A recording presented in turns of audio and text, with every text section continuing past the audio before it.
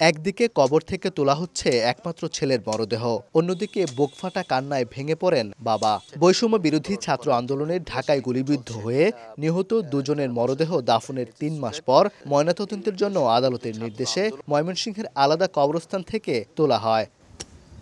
বুধবার সকালে নগরীর ভাটিকাশর কবরস্থান থেকে তোলা হয় শিক্ষার্থী আব্দুল্লাহ আল মাহিনের মরদেহ।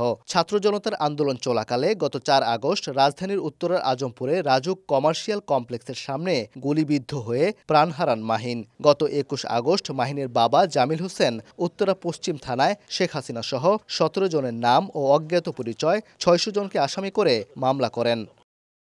এর আগে সকাল ১০টার দিকে নগরের কালীবাড়ি কবরস্থান থেকে নাজমুল ইসলাম রাজুর মরদেহ উত্তোলন করা হয়। গত ৫ আগস্ট আওয়ামী লীগ সরকার পতনের খবরে বিজয় মিছিলে অংশ নিতে গিয়ে উত্তরা পূর্ব থানার সামনে গুলিবিদ্ধ হন পোশাক কর্মী নাজমুল। তার মৃত্যুর ঘটনায় উত্তরা পূর্ব থানায় একটি হত্যা মামলা দায়ের করেন ছোট ভাই রেজাউল। ২৫ আগস্ট করা মামলায় সাবেক প্রধানমন্ত্রী শেখ হাসিনা সহ ৮৫ জনের নাম উল্লেখ করে এবং অজ্ঞাত পরিচয় আরও ২০০ থেকে ৩০০ জনকে আসামি করা হয়।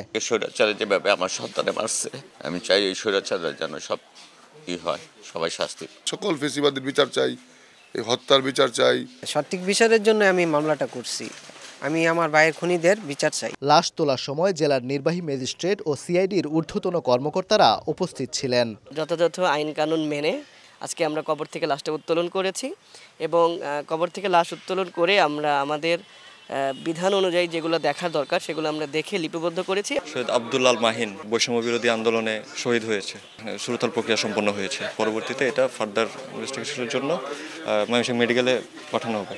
বিজ্ঞ নির্বাহী ম্যাজিস্ট্রেটের উপস্থিতিতে কবর হতে উত্তোলন করেছি। মৃত্যুর সঠিক কারণ নির্ণয়ের উদ্দেশ্যে ময়নাতদন্ত করার জন্য ফরেনসিক বিভাগ ময়মনসিংহ মেডিকেল কলেজ হাসপাতালে প্রেরণ করেছি। নিহত Mahin national institute of engineering and টেকনোলজিতে কম্পিউটার সায়েন্স অ্যান্ড টেকনোলজি বিভাগের শিক্ষার্থী ও নাজমুল ইসলাম উত্তরার আজমপুর এলাকায় একটি কারখানায় দর্জির কাজ করতেন।